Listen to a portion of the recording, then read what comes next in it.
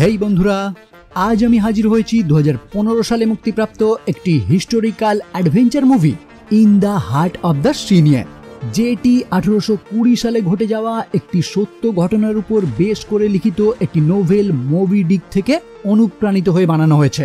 মানে মুভিটিতে যে টান উত্তেজনাকর অ্যাডভেঞ্চার আপনারা দেখতে পাবেন সেটার কিছুটা হলেও সত্যতা রয়েছে। ওকে, তাহলে ইন্ট্রোডাকশন আর বিস্তারিত না করে এখন সোজা চলে যাওয়া যাক মূল ভিডিওর দিকে। শুরু করার আগে হেই, আমি Raja and welcome to the bong wood. প্রথমেই জানিয়ে রাখি, 19বিংশ শতাব্দীতে তিমি মাছ শিকার করা একটি বড় ব্যবসার রূপ ধারণ করেছিল, কারণ স্পাম হোয়েল নামক এক তিমি মাছের মস্তিষ্কে এমন এক ধরনের লুব্রিকেন্ট পাওয়া যেত যেটার বাজার মূল্য ছিল তখনকার বাজারে অনেক হাই, যে কারণে প্রথম বিশ্বের দেশগুলিতে 1800 সালের প্রথম দিকেই বহু কোম্পানি তাদের প্রধান বিজনেস হিসাবে ওই তিমি মাছের শিকার করতে শুরু করেছিল। আর 1820 সাল নাগাদ অ্যাসেক্স নামক একটি জাহাজে ঠিক এই রকমই একটি শিকারের অভিযান নিয়েই এই মুভির গল্প। ওকে, তো মুভির শুরুতেই আমরা দেখতে পাই 1850 সালের এক বিখ্যাত লেখক হারমান মেলভিল ন্যান্টাকেট আইল্যান্ডে উপস্থিত হয় টমাস নিকারসন নামক একটি নাবিকের সঙ্গে দেখা করতে, কারণ 1820 সালে অ্যাসেক্স নামক একটি জাহাজ তিমি মাছ শিকার করতে গিয়ে অ্যাক্সিডেন্টালি ডুবে যায়। ফলে ওই জাহাজে থাকা বেশিরভাগ নাবিকই মাঝ সমুদ্রে প্রাণ হারায়, কিন্তু যে কজন নাবিক আমরণ লড়াই করে জীবিত অবস্থায় ফিরে আসতে সক্ষম হয়েছিল তাদের মধ্যেই টমাস একজন। আর হারমান বর্তমানে তার সঙ্গেই দেখা করতে এসেছে টমাসের সেই দুর্ধর্ষ লড়াইয়ের গল্প শুনতে, যাতে পরবর্তীতে ওই সত্য ঘটনা অবলম্বনে হারমান কোনো নোভেল লিখতে পারে। যাই হোক, হারমান যখন টমাসের সঙ্গে দেখা করে তার ওই ভয়ঙ্কর জার্নি সম্বন্ধে জানতে চায়, টমাস তখন প্রথমেই তাকে প্রত্যাখ্যান করে, মানে তার জীবনের ওই অধ্যায় সে কাউকেই জানাবে না বলে জানিয়ে দেয়। কিন্তু টমাসের বউ যখন তাকে বোঝায় তোমার ওই ইতিহাস বর্ণনা করলে বিনিময়ে আমরা কিছু টাকা পাবো, তখনই টমাস অনিচ্ছাকৃত হলেও হারমানকে সেই গল্প বলতে রাজি হয়ে যায়, কারণ টমাসের আর্থিক অবস্থা এখন একদমই ভালো যাচ্ছে না, আর হারমান তাকে বেশ কিছু টাকা অফার করেছে ওই গল্প শোনার জন্য। ফলে টমাস তাকে বলতে শুরু করে 1820 সাল নাগাদ ন্যান্টাকেটের একটি তিমি শিকারী কোম্পানি অ্যাসেক্স নামক একটি জাহাজকে তিমি মাছ শিকারের জন্য নতুন করে সাজিয়ে তোলে, যে জাহাজেই 18 বছর বয়সী টমাস যোগদান করে একজন কেবিন বয় হিসাবে। জাহাজের ক্যাপ্টেন হিসাবে নিযুক্ত করা হয় ক্যাপ্টেন জর্জ পোলার্ডকে, আর ভাইস ক্যাপ্টেন হিসাবে নিযুক্ত করা হয় এক অভিজ্ঞ তিমি শিকারী ওয়েন চেজকে। কিন্তু ঠিক এই কারণেই ওয়েনের সঙ্গে তার কোম্পানির একটু রাগারাগিও হয়, কারণ আগের বারের ডিল অনুযায়ী এবারের যাত্রার ক্যাপ্টেন হওয়ার কথা ছিল ওয়েনের, কিন্তু জর্জের বাবা একজন প্রাক্তন ক্যাপ্টেন হওয়ার কারণে এবং বর্তমান টাইমে ওই কোম্পানিতেই তার বাবার শেয়ার থাকার কারণে অনভিজ্ঞ হয়েও ক্যাপ্টেনের দায়িত্ব গিয়ে পড়ে জর্জের হাতে, যে কারণেই ওয়েন তার কোম্পানির উপর খুবই অসন্তুষ্ট হয়। কিন্তু কোম্পানির লোকজন তাকে শান্ত করার জন্য আবারও কথা দেয় এবার যদি তারা পর্যাপ্ত পরিমাণে স্পাম অয়েল নিয়ে ফিরে আসতে পারে তাহলে এর পরের বার ওয়েনকে ক্যাপ্টেনের দায়িত্ব অবশ্যই দেয়া হবে। ফলে কোম্পানির কথা মতোই নির্দিষ্ট দিনে ওয়েন তার অন্তঃসত্ত্বা স্ত্রীকে গুড বাই জানিয়ে উপস্থিত হয় অ্যাসেক্সে, যেখানে ওয়েন তার পুরনো এক সঙ্গী ম্যাথু জয়কে দেখতে পায়। ফলে তার সঙ্গে মিলে সবকিছু ভুলে গিয়ে ওয়েনও জাহাজ এগিয়ে নিয়ে যাবার কাজে লেগে পড়ে। কিন্তু জাহাজ চালনার দক্ষতা দেখে ক্যাপ্টেন জর্জ তার উপর খুবই ঈর্ষান্বিত হতে শুরু করে, মানে ওয়েনের যেহেতু এই সমস্ত কাজে আগে থেকেই অভিজ্ঞতা রয়েছে তাই সমস্ত কাজই সে আগে ভাগে করে ফেলতে শুরু করে। ফলে প্রথম দিন রাতেই একসঙ্গে ডিনার করার টাইমে জর্জ বেশ কিছু কথার মাধ্যমে ওয়েনকে অপমানিত করে, যে কারণে ওয়েন ডিনার শেষ না করেই মাঝপথে উঠে যায়। মানে দুজনের মধ্যে দ্বন্দ্ব প্রথম দিন থেকেই শুরু হয়ে যায়। আসলে ওয়েন যে এই জাহাজের ক্যাপ্টেন হতে চাইছিল সেটা জর্জ আগে থেকেই জানতো, তাই জর্জ মনে মনে ভাবতে শুরু করে ওয়েন হয়তো এখনো নিজেকে এই জাহাজের ক্যাপ্টেন ভাবছে, যে কারণেই ওয়েনের দক্ষতা দেখে ক্যাপ্টেনের তার প্রতি হিংসা শুরু হয়। যাই হোক, পরবর্তী দিন আবহাওয়ার কিছু পরিবর্তন দেখে ওয়েন ওই জাহাজের কিছু পাল নিচে নামিয়ে নেয়, যাতে জাহাজের গতি কিছুটা সীমিত হয়। কিন্তু ক্যাপ্টেন জর্জ এটা দেখার পরেই অর্ডার দেয় সমস্ত পাল আবারও তুলে দেয়া হোক, কারণ তাদের এখন দ্রুত গতিতে সামনের দিকে এগিয়ে যাওয়া উচিত। মানে ক্যাপ্টেন এই অর্ডার শুধুমাত্র ওয়েনের উপর হিংসা করেই দেয়।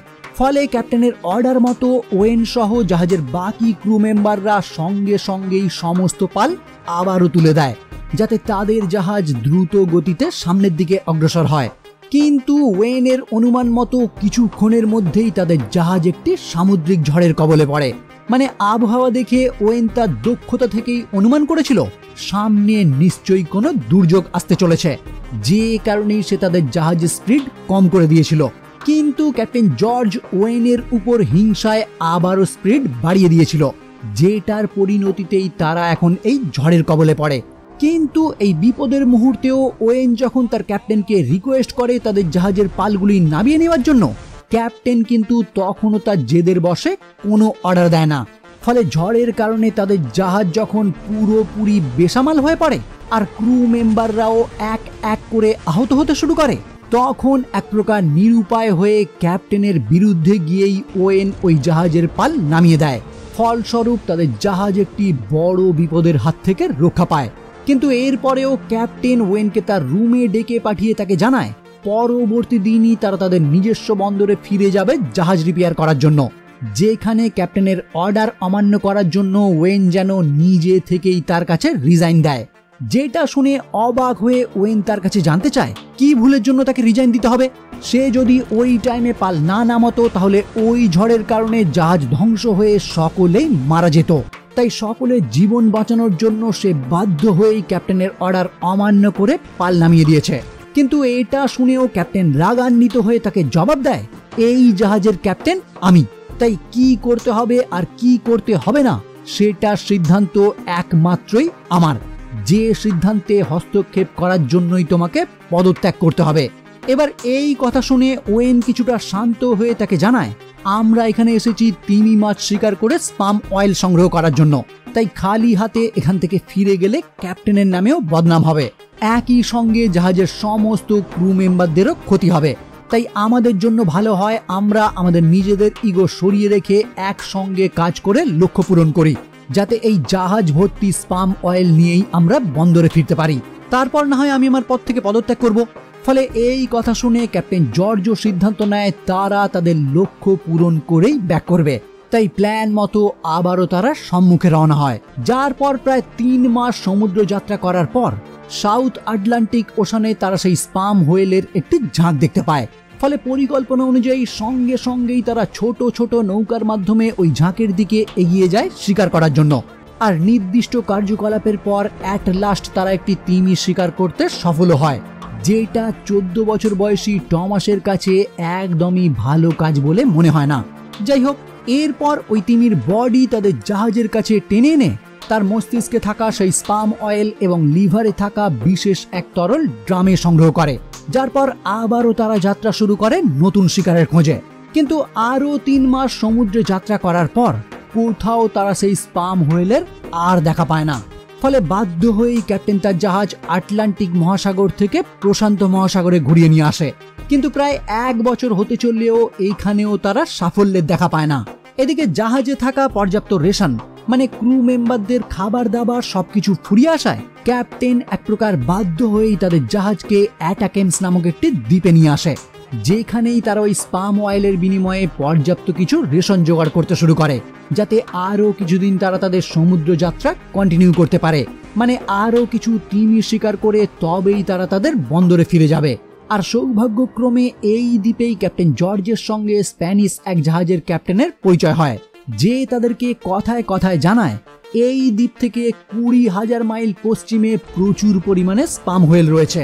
কিন্তু তিনি এটাও জানান ওই গ্রুপেই প্রতিশোধ পরায়ণ একটি সাদা তিমি রয়েছে, যে বাকি সমস্ত তিমিদের নানান বিপদ থেকে রক্ষা করে। আর ওই সাদা তিমি তাদের জাহাজকে আক্রমণ করে ডুবিয়ে দিয়েছে, যে দুর্ঘটনায় তার 6 জন ক্রু মেম্বার সহ তার একটি হাত সে হারিয়ে ফেলেছে। কিন্তু এই সব শুনে ভয় না পেয়ে ক্যাপ্টেন এবং ওয়েন দুজনেই সিদ্ধান্ত নেয় পশ্চিমে রওনা হওয়ার জন্য। মানে ওই স্প্যানিশ ক্যাপ্টেনের দেওয়া লোকেশন থেকেই তারা তিমি শিকার করবে। ফলে প্ল্যান অনুযায়ী আরও 3-4 মাস সমুদ্র যাত্রার পর সেই ক্যাপ্টেনের কথা মতো অবশেষে তারা অগণিত স্পাম হোয়েলের একটি ঝাঁক দেখতে পায়। ফলে ঠিক আগের মতোই ছোট ছোট নৌকা নিয়ে তারা রওনা হয় তিমি শিকারের জন্য। কিন্তু দুঃখের বিষয় ওই ঝাঁকের মধ্যেই থাকা সাদা দাগযুক্ত চামড়ার একটি তিমি হঠাৎই ওয়েনের নৌকায় আক্রমণ করে সেটা উল্টে দেয়। ফলে ওয়েন এবং তার বাকি সঙ্গীরা সঙ্গে সঙ্গেই সেই নৌকা তাদের জাহাজে ফিরিয়ে এনে মেরামত করতে শুরু করে, যাতে আবারও সেটা নিয়ে তারা শিকার করতে পারে। কিন্তু ওই সাদা তিমি তাদের জাহাজেও আক্রমণ করে বসে। ফলে ওয়েন ওই সাদা তিমিকেই শিকার করার জন্য তাকে লক্ষ্য করেই একটি হারপুন ছোঁড়ে, কিন্তু দুর্ভাগ্যবশত ওই হারপুনের কারণেই জাহাজের হাল ভেঙে গিয়ে আরো বড় ক্ষতি হয়ে যায়। ফলে বেশ কিছু ক্রু মেম্বার এই অ্যাক্সিডেন্টে মারা যায় এবং জাহাজটিও ধীরে ধীরে ডুবতে শুরু করে। ফলে অনিচ্ছাকৃত হলেও বেঁচে থাকার জন্য সকলেই ছোট ছোট নৌকাগুলিতে আশ্রয় নিয়ে ডুবন্ত অ্যাসেক্স ত্যাগ করে। আর কিছুক্ষণের মধ্যেই তাদের চোখের সামনে জাহাজটি জ্বলন্ত অবস্থাতেই ডুবে যায়। আসলে জাহাজে যেহেতু আগে থেকেই স্পাম অয়েলে ভর্তি বেশ কয়েকটি ড্রাম মজুত করা ছিল, সেগুলি আগুন ধরে গিয়ে পুরো জাহাজে ছড়িয়ে পড়ে। আর লাস্ট পর্যন্ত সেই জ্বলন্ত অবস্থাতেই জাহাজটি ডুবে যায়। ফলে সবকিছু হারিয়ে দিশেহারা হয়ে তারা ওই তিনটি ছোট ছোট নৌকার মাধ্যমেই রওনা হয় কোনো তীরের উদ্দেশ্যে। কারণ তাড়াতাড়ি কোনো তীরে না উপস্থিত হতে পারলে হয়তো তারা সকলেই মারা যাবে। কিন্তু ভাগ্য তাদের এতটাই খারাপ, বেশ কয়েকদিন যাত্রা করার পরেও তারা কোনো উপকূল দেখতে পায় না। উপরন্তু তারা আবারও একটি সামুদ্রিক ঝড়ের কবলে পড়ে, যেখানে ওয়েনের সেই পুরনো সঙ্গী জয় গুরুতরভাবে আহত হয়ে পড়ে। কিন্তু অবাক করার মতো বিষয় হলো, ওয়েন ওই ঝড়ের মধ্যেই লক্ষ্য করে সেই সাদা তিমি এখনো তাদেরকে অনুসরণ করছে। যাই হোক, এর পরেরই কিছু ঘটনা বলতে গিয়ে টমাস কিছুটা ইতস্তত বোধ করে। কারণ ওয়েনের ওই আহত বন্ধু জয়কে যখন জল খাওয়ানো হয়, তখন তাদেরই কিছু ক্রু মেম্বার নিজেদের মধ্যে আলোচনা করতে থাকে যে ব্যক্তি মারা যেতে চলেছে তার জন্য জল নষ্ট করা একদমই উচিত হচ্ছে না। মানে তাদের কাছে বেঁচে থাকার মতো পানীয় জল বা খাবার যেহেতু একদমই সীমিত, তাই তারা কোনোভাবেই সেগুলি বিনা কারণে নষ্ট করতে চাইছে না। কিন্তু টমাস তার চোখের সামনে তারই ক্রু মেম্বারদের এইরকম মনোভাব দেখেই হতবাক হয়ে যায়। যাই হোক, এরপর আরো বেশ কিছুদিন সমুদ্র যাত্রার পর অবশেষে তারা একটি আইল্যান্ড দেখতে পায়। কিন্তু ওই আইল্যান্ডে তাড়াতাড়ি পৌঁছানোর জন্য যখনই তারা তাদের নৌকা দাঁড় বাইতে শুরু করে, তখনই সেই সাদা তিমি তাদের উপর আবারও আক্রমণ করে বসে। মানে এতদিন পর্যন্ত সেই তিমি তাদেরকে ফলো করছিল। তো এই আক্রমণের ফলে বেশ কিছুজন এই স্থানেই প্রাণ হারায় এবং তাদের ওই ছোট্ট নৌকাগুলিও ক্ষতিগ্রস্ত হয়ে পড়ে। কিন্তু তবুও বেঁচে থাকা কয়েকজন কোনো প্রকারে সেই ভাঙা নৌকাগুলি নিয়েই আইল্যান্ডে উপস্থিত হয়। যদিও আইল্যান্ডটি সম্পূর্ণ জনমানব শূন্য হয়, ক্যাপ্টেন সঙ্গে সঙ্গেই সকলকে পরামর্শ দেয় এখানেই তারা আগুন জ্বালিয়ে ধোঁয়ার সৃষ্টি করবে। ফলে সেটা দেখেই হয়তো এই স্থান থেকে পাস হওয়া অন্যান্য জাহাজরা তাদেরকে এখান থেকে উদ্ধার করবে। কিন্তু ওয়েন সেখানেরই একটি গুহায় যখন কিছু মানুষের কঙ্কাল দেখতে পায়, তখন সেই দৃশ্য বাকিরা দেখে সম্পূর্ণই নিরাশ হয়ে পড়ে। কারণ এই মৃতদেহগুলি দেখেই তারা অনুমান করতে পারে তাদের আগেও ঠিক একই রকম ভাবে কিছু নাবিক হয়তো এই স্থানে আশ্রয় নিয়েছিল, যাদেরকে এখান থেকে আর কেউই উদ্ধার করতে আসেনি। তাই তারাও যদি এই স্থানে অপেক্ষা করতে থাকে কেউ তাদেরকে উদ্ধার করতে আসবে এই আশায়, তাহলে হয়তো এই সমস্ত কঙ্কালগুলির মতো তারাও কোনদিন এখানে কঙ্কাল হয়ে যাবে। যেটা অনুমান করতে পেরেই তারা আবারও তাদের সেই ভাঙা নৌকাগুলি মেরামত করতে শুরু করে। কারণ তাদের মনে হয় এখানে থেমে থাকার থেকে ওই নৌকাগুলির মাধ্যমে তাদেরকে এগিয়ে যেতে হবে। তো প্ল্যান অনুযায়ী নৌকা সারিয়ে যখন তারা অন্য দ্বীপ খোঁজার উদ্দেশ্যে রওনা হয়, তখন ওয়েনের সেই পুরনো সঙ্গী জয় এবং আরও 3টি ক্রু মেম্বার এই দ্বীপেই থেকে যাওয়ার সিদ্ধান্ত নেয়। কারণ তাদের মনে হয় নৌকাগুলিতে যত কম লোক থাকবে নৌকাগুলি তত দ্রুত গতিতে সামনের দিকে এগোতে পারবে। আর কোনো নৌকা যদি কোনোভাবে সাহায্য পেয়ে যায় তাহলে এই 4 জনকে তারাই হেল্প করতে আসবে। তো 3টি নৌকা নিয়ে এই দ্বীপ থেকে রওনা হওয়ার পর একটি নৌকা মাঝ সমুদ্রেই হারিয়ে যায়, যার পর আরো বেশ কিছুদিন সমুদ্র যাত্রার পর তাদের খাবার যখন একদমই শেষ হয়ে যায়, তখনই খাবার অভাবে টমাসের নৌকায় থাকা একটি গ্রুপ মেম্বার মারা যায়। কিন্তু তার মৃতদেহ ফেলে না দিয়ে বাকি সকলেই সিদ্ধান্ত নেয় তারা সকলে মিলে ওই নর মাংস ভক্ষণ করবে, কারণ তাদেরও বেঁচে থাকার জন্য কিছু খাবার প্রয়োজন। তো এই ঘটনা বর্তমান টাইমে টমাস ওই লেখককে যখন শোনাচ্ছে, সে এই টাইমে অনুশোচনায় কাতর হয়ে যায়, কারণ একটা টাইমে বাধ্য হয়েই সে নরমাংস ভক্ষণ করেছে। এমনকি এই টাইমে সে লেখককে এটাও জানায়, এই ঘটনা যদি আমার ওয়াইফ জানতে পারে তাহলে সে হয়তো আমাকে আর ভালোবাসতে পারবে না। কিন্তু পরবর্তীতেই তার ওয়াইফ তার সামনে উপস্থিত হয়ে সান্ত্বনা দিয়ে গল্প এগিয়ে নিয়ে যেতে বলে। মানে টমাস যে তার ইতিহাস ওই লেখককে এতটা টাইম ধরে বর্ণনা করছিল, সেটা তার ওয়াইফও লুকিয়ে লুকিয়ে পুরোটা শুনছে।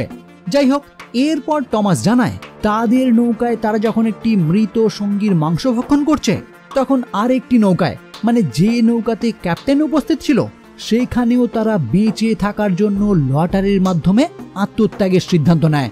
মানে ওই নৌকায় যতজন আছে লটারির মাধ্যমে ঠিক হবে কে মারা যাবে, যার পর তার মাংস ভক্ষণ করেই বাকিরা জীবিত থাকবে। মানে কি রকম ভয়ানক সিচুয়েশন একবার কল্পনা করুন। যাই হোক, লটারি অনুযায়ী ক্যাপ্টেন যখন আত্মত্যাগ করার সিদ্ধান্ত নেয়, তখন তারই সঙ্গে থাকা তার চাচাতো এক ভাই হেনরি নিজে মারা গিয়ে ক্যাপ্টেনকে বাঁচিয়ে দেয়।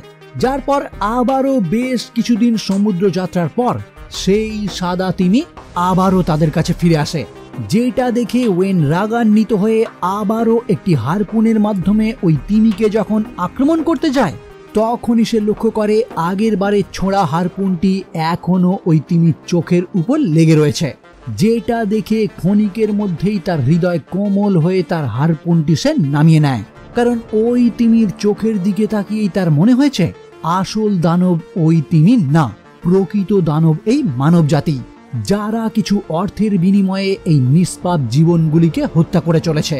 তাই এই মুহূর্তে সে তার মনোভাব চেঞ্জ করে ওই তিমিকে আর আক্রমণ করে না, আর তিমিটিও একইভাবে তাদের উপর আক্রমণ না করেই এখান থেকে বিদায় নেয়। যার পর আরও কিছুদিন যাত্রা করার পর ওয়েনের নৌকা এবং ক্যাপ্টেনের নৌকা একে অপরের থেকে আলাদা হয়ে যায়।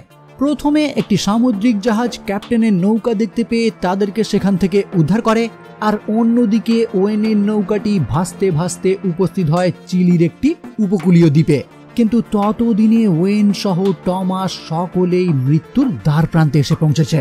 যদিও ওই দ্বীপের লোকেরা তাদেরকে উদ্ধার করে প্রত্যেককেই সুস্থ করে তোলে, আর তারপর তাদের সকলকে আবারও ন্যান্টাকেটে ফিরিয়ে দেয়। গল্প কিন্তু এখানেই শেষ না। ব্যবসা যে কিছু মানুষকে কতটা নিচু পর্যায়ে নিয়ে যেতে পারে সেটারও প্রমাণ আপনারা এখানেই পেয়ে যাবেন। যে কোম্পানির হয়ে ওয়েন এবং ক্যাপ্টেন জর্জ তাদের সমুদ্র যাত্রা শুরু করেছিল, সেই কোম্পানির মালিকরা তাদের দুজনকেই পরামর্শ দেয় আদালতে তদন্তের টাইমে তারা যেন তাদের অ্যাক্সিডেন্টের সত্যি ঘটনাটি ধামাচাপা দিয়ে দেয়। মানে একটি তিমি মাছের আক্রমণে যে তাদের জাহাজ ধ্বংস হয়ে গেছে, এইটা যেন তারা কোনো মতেই প্রকাশ না করে, কারণ এটা প্রকাশ করলে সরকারিভাবে তিমি মাছ শিকার হয়তো বন্ধ হয়ে যেতে পারে। তাই ব্যবসা বাঁচিয়ে রাখার জন্য ওয়েন এবং জর্জকে তারা মিথ্যে কথা বলতে বলে, কিন্তু ওয়েন তাদের প্রস্তাব প্রত্যাখ্যান করে ওই কোম্পানি থেকে পদত্যাগ করে। এদিকে ক্যাপ্টেন জর্জ প্রথম দিকে কোম্পানির অনুগত হয়ে থাকলেও এই টাইমে সে আদালতের সামনে সমস্ত সত্যিটা প্রকাশ করে দেয়। কিন্তু এখানেও প্রশ্ন হলো, হেল্ডারসন দ্বীপে যে চারজন থেকে গেল তাদের কি হলো? টমাস এই মুহূর্তে লেখককে জানায় তাদের চারজনকেও উদ্ধার করার জন্য ওই দ্বীপে জাহাজ পাঠানো হয়, কিন্তু ওয়েনের সেই সঙ্গী জয় ততদিনে মারা যায়, আর বাকি তিনজনকে সেখান থেকে উদ্ধার করা হয়। ক্যাপ্টেন জর্জ এর পরেও ওই সাদা তিমিকে হত্যা করার জন্য আরও একটি অভিযানের নেতৃত্ব দেয়, কিন্তু সেই তিমিকে সে আর কোনোদিনই খুঁজে পায়নি। আর ওয়েন একটি নতুন শহরে উপস্থিত হয়ে বাণিজ্যিক একটি জাহাজের ক্যাপ্টেন হয়ে যায়। তো এই ছিল 1820 সালের অ্যাসেক্স নামক ওই জাহাজের কাহিনী, যেটাই টমাস প্রায় সারা রাত ধরে হারমানকে বর্ণনা করলো। কিন্তু গল্প শেষ হওয়ার পর টমাস যখন হারমানকে জিজ্ঞাসা করে, তুমি কি তোমার উপন্যাসে এই গল্প পুরোপুরি একই লিখবে? হারমান তখন তাকে প্রতিশ্রুতি দেয়, না, সম্পূর্ণ গল্প আমি কখনোই লিখব না, আমি শুধু আপনার গল্প থেকে অনুপ্রাণিত হয়ে একটি কাল্পনিক উপন্যাস লিখব, যে উপন্যাসী মোবি ডিক নামে আমেরিকান ইতিহাসে এখনো বিখ্যাত হয়ে রয়েছে। তো এই মুভি এখানেই সমাপ্ত হয়। ওকে, তাহলে আজকের মতো এই পর্যন্তই। ভিডিও কেমন লাগলো অবশ্যই জানাবেন, ভালো লাগলে ভিডিওটি লাইক এবং শেয়ার করবেন, আর আমার চ্যানেলে যদি প্রথম হয়ে থাকেন তাহলে অবশ্যই চ্যানেলটি সাবস্ক্রাইব করে বেল আইকনটি ক্লিক করে দেবেন। তাহলে দেখা হচ্ছে পরবর্তী ভিডিও নিয়ে, আর ততক্ষণের জন্য